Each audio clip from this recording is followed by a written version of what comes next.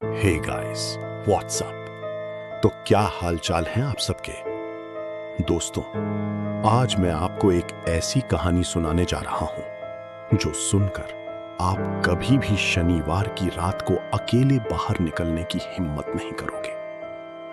ये कहानी है मध्य प्रदेश के एक छोटे से गांव मानपुर की। यहां की मिट्टी में ऐसे खौफनाक रहस्य दफन हैं जिनका नाम सुनते ही बहादुर लोगों की रूह तक कांप उठती है। यहां हर शनिवार की रात जंगलों से एक डरावनी आवाज आती है। लोग उसे निसी दहाड़ कहते हैं। कहा जाता है जो भी उस आवाज का पीछा करता है या गलती से भी उस दिशा में देख लेता है वो कभी वापस नहीं लौटता। तो दोस्तों, फास्टन अपनी सीट बेल्ट।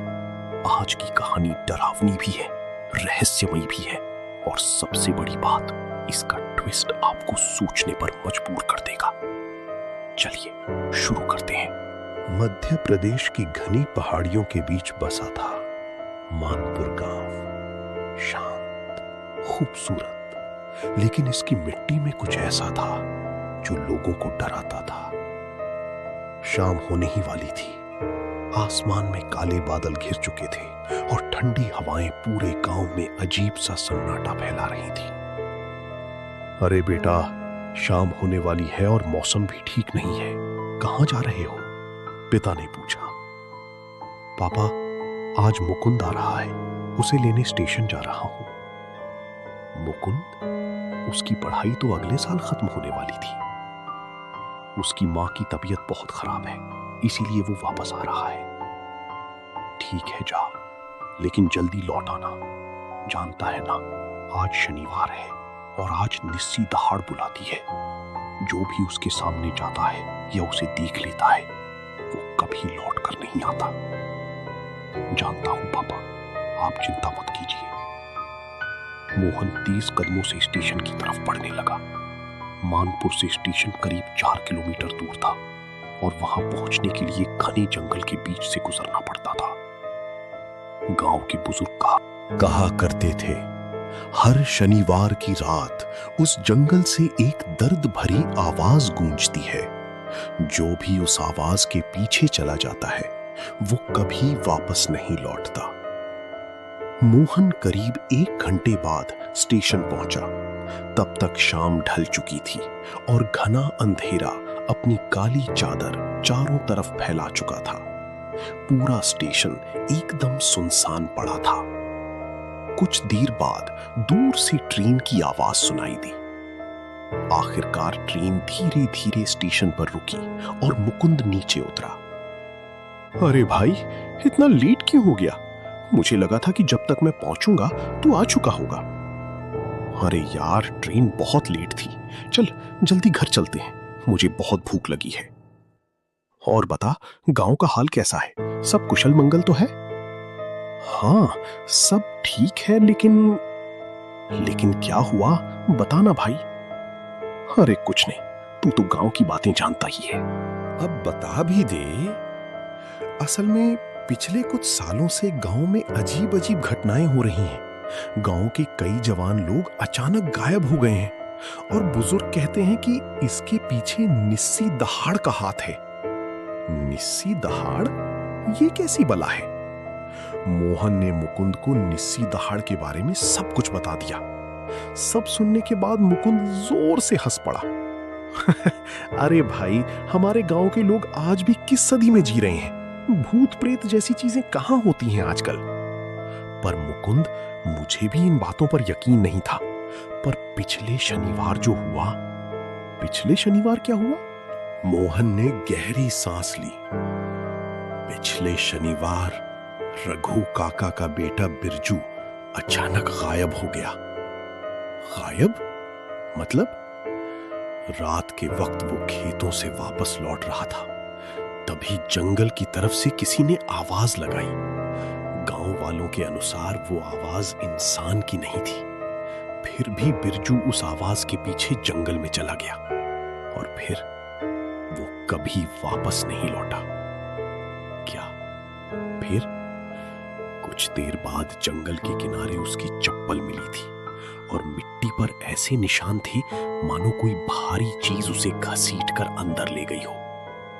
मुकुंद का चेहरा गंभीर हो गया। चलो छोड़ो इन बातों को, पापा मेरा इंतजार कर रहे होंगे। दोनों तेज कदमों से आगे बढ़ने लगे। तभी जंगल की तरफ से एक दर्द भरी आवाज गूंजी।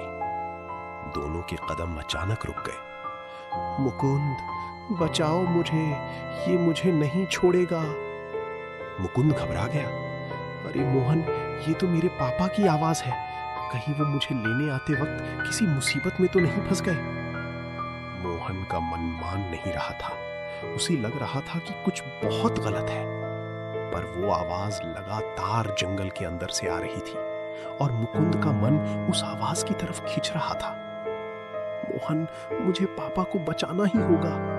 अरे मुकुंद रुक, मत जा, वो तेरे पापा नहीं है। पर मुकुंद उसकी बात सुने बिना अंधेरे जंगल में घुस चुका था। मोहन कुछ पल वहीं खड़ा रहा। उसका दिल जोर जोर से धड़क रहा था। आखिरकार डरते डरते वो भी मुकुंद के पीछे जंगल के अंदर चला गया। लेकिन अंदर जाकर उसने जो देखा, उसका पूरा शरीर कांप उठा।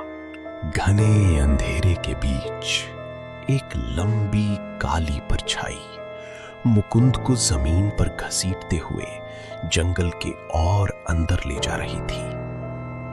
बचाओ, मुझे बचाओ, मुकुंद की चीख गूंजी।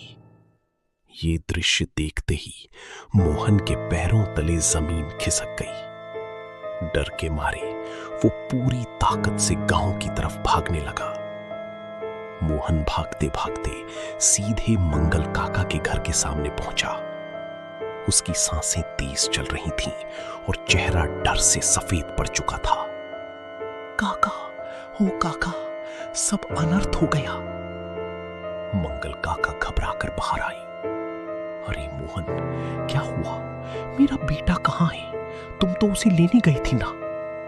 काका, वो मुकुंद का नाम सुनते ही मंगल काका सब समझ गए। उनके हाथ कांपने लगे और वो वहीं जमीन पर बैठकर फूट फूट कर रोने लगे। कुछ ही पलों में पूरे गांव के लोग वहां इकट्ठा हो गए। तभी मोहन के पिताजी गुस्से में बोले, बहुत हो गया, अब हम ऐसे एक एक करके अपने बच्चों की बलि नहीं देंगे। आज इस किस्से का अंत करके रहेंगे। गांव वाले मशाल और हथियार लेकर जंगल की तरफ बढ़ने ही वाले थे कि तभी पीछे से एक भारी आवाज गूंजी, रुको। सामने एक साधु खड़े थे। उनकी लंबी जटाएं हवा में लहरा रही थी और आंखों में अजीब सा तेज था। कहां जा रहे हो तुम लोग? जिसे तुम निस्सी दहाड़ समझ रहे हो, वो निस्सी दहाड़ नहीं है, वो एक नरभक्षिणी है। और अगर पूरा गांव भी एक साथ उसके सामने चला जाए, तब भी वो पूरे गांव को खत्म करने की ताकत रखती है। तो फिर हम क्या करें बाबा? ये सब उस जमींदार के बेटे की वजह से हुआ है। साधु बाबा ने कई साल पुरानी एक भयावह सच्चाई बतानी शुरू की। रात के 8 बज रहे थे। चारों तरफ सन्नाटा पसरा हुआ था। देवमाली स्टेशन पर राजीव अपने गांव लौटने के लिए खड़ा था।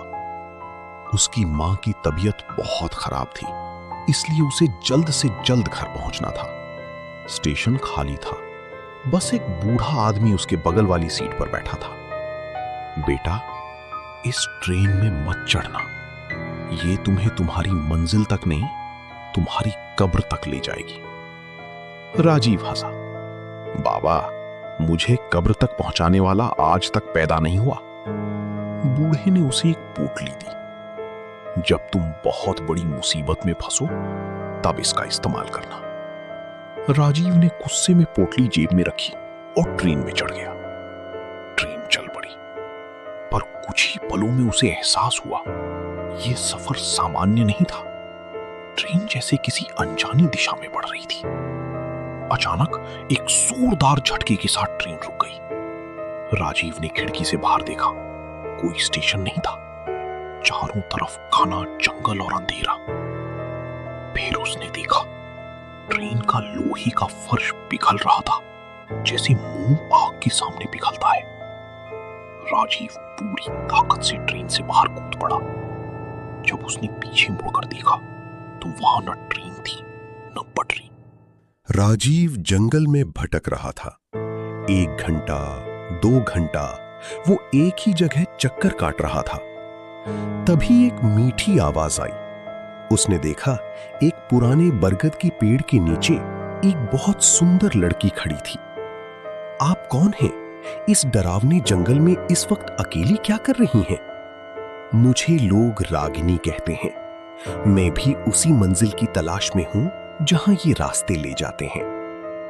रागिनी की खूबसूरती और उसकी बातों के सम्मोहन में राजीव ऐसा फंसा कि उसे आसपास के बदलाव का अंदाजा ही नहीं हुआ। वो उसे जंगल की उस गहराई में ले जा रही थी जहां सूरज की रोशनी भी शायद कभी नहीं पहुंचती थी। रागिनी, तुम्हारी बातें पहेलियों जैसी हैं और तुम्हारी आंखें वो अंधेरे में क्यों चमक रही हैं? रागिनी ने कोई जवाब नहीं दिया। वो बस आगे बढ़ती रही। वे एक ऐसी जगह पहुंचे जहां अजीब सी नीली रोशनी फैल रही थी। सामने एक पुरानी हवेली का विशाल टूटा हुआ दरवाजा था। रागिनी, ये जगह तो बहुत भयानक है। तुम मुझे गांव के बहाने यहां क्यों लाई हो? हर सफर वही नहीं होता जो हम सोचते हैं। जो अंदर है वो सदियों से सिर्फ तुम्हारा इंतजार कर रहा है। नहीं, मैं नहीं जाऊंगा। मैं वापस जा रहा हूं। मेरा काम तुम्हें यहां तक लाना था। अब तुम और तुम्हारी किस्मत। इतना कहते ही रागिनी जैसे धुएं में विलीन हो गई। राजीव के पास अब केवल उस हवेली में जाने का विकल्प बचा था। अंदर एक अघोरी साधु जलते हुए हवन कुंड के पास बैठा था। चारों ओर राख, हड्डियां और तांत्रिक सामान बिखरा था। बीचों बीच एक पत्थर की बेदी पर रागिनी का मृत और सड़ा हुआ शरीर पड़ा था। स्वागत है राजीव, तू खुद चलकर अपनी बलि देने यहां आया है। रागिनी मेरे साथ थी, तुमने उसे मार दिया है। मूर्ख, जिसे तू सच मान बैठा वो तो केवल एक छलावा था। रागिनी एक रूहानी जाल था जो तेरी इच्छाओं के अनुसार रूप बदलता रहा। तुझे खूबसूरती पसंद थी, इसलिए उसने वही रूप धरा। राजीव ने हिम्मत की। अगर तुम सच में उससे प्यार करते तो उसकी पीड़ा देख पाते। तुम उसे वापस नहीं ला रहे, तुम उसे नर्क में कैद कर रहे हो। उसे मुक्ति दो। चुप, मैंने सालों इंतजार किया है। आज वो दिन है। अघोरी ने राजीव को अपनी शक्ति से जकड़ लिया। राजीव चाहकर भी हिल नहीं पा रहा था। अघोरी हाथ में खंजर लेकर उसकी ओर बढ़ा।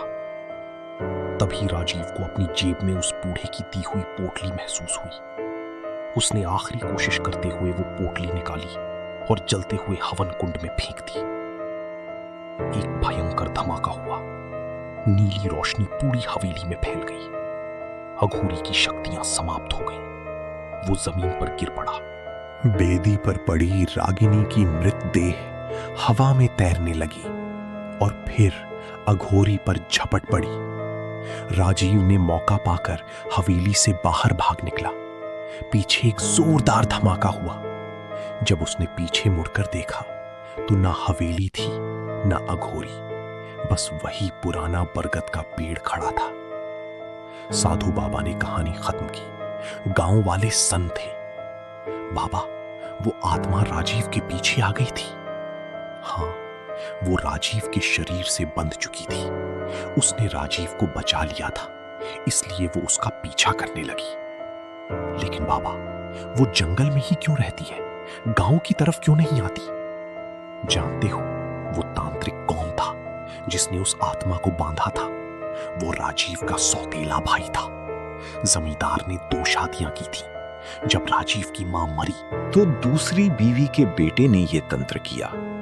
उसी ने इस नरभक्षिणी को इस जंगल में बांधा था। उसने उसे शनिवार के दिन कैद किया ताकि वो कभी जंगल से बाहर ना निकल सके। तो बाबा, अब हम क्या करें? एक ही उपाय है। उस नरभक्षिणी को हमेशा के लिए खत्म करने के लिए किसी एक इंसान को उसके सामने जाकर उसे उसके असली नाम से पुकारना होगा। लेकिन बाबा, ऐसा करने वाला तो मर जाएगा ना?